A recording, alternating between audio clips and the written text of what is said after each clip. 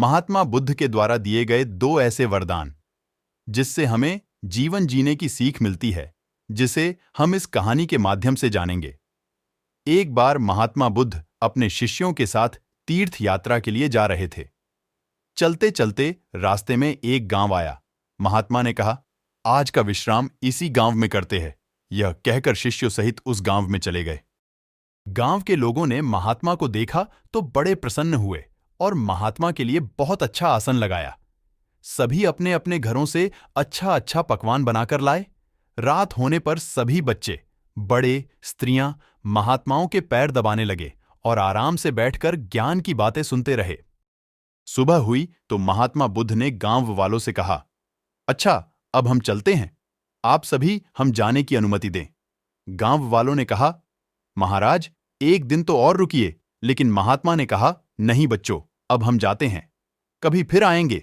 यह कहकर महात्मा चलने लगे और चलते हुए महात्मा बुद्ध ने गांव वालों को वरदान दिया और कहा, सब के सब उजड़ जाओ। यह वरदान देकर महात्मा चले जाते हैं। चलते चलते शाम हुई तो महात्मा एक दूसरे गांव में पहुंचे।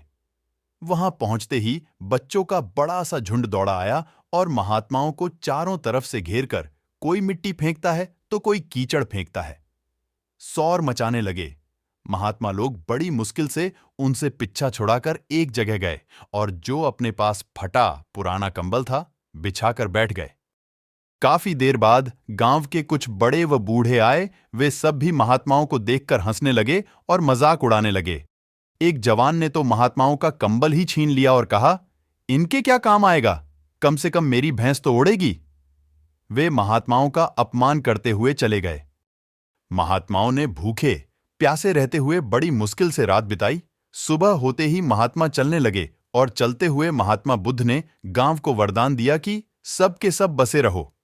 गांव से काफी दूर जाने के बाद जंगल में एक तालाब आया और कुछ फल के पेड़ नजर आए तो महात्मा बुद्ध ने कहा, बच्चों, यहां थोड़ी देर विश्राम करते हैं।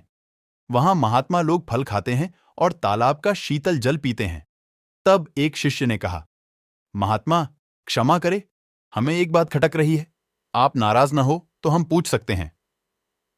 तब महात्मा बुद्ध ने कहा, बोलो बच्चों, क्या जानना चाहते हो?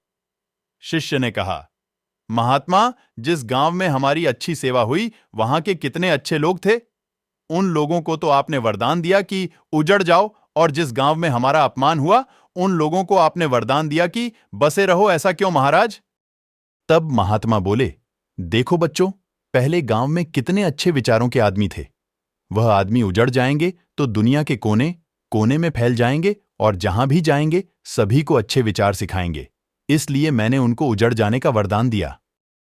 और जो दूसरा गांव था वहां के लोग पापी व बेवकूफ थे। वे जहां भी जाएंगे तो अन्य लोगों को पाप व अन्याय करना ही सिखाएंगे।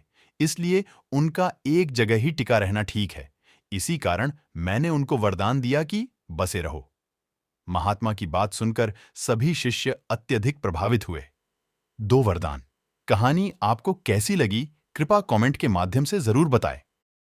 यदि हमारे चैनल के माध्यम से कहानी अच्छी लगी हो तो वीडियो को लाइक, शेयर एवं चैनल को सब्सक्राइब अवश्य करें।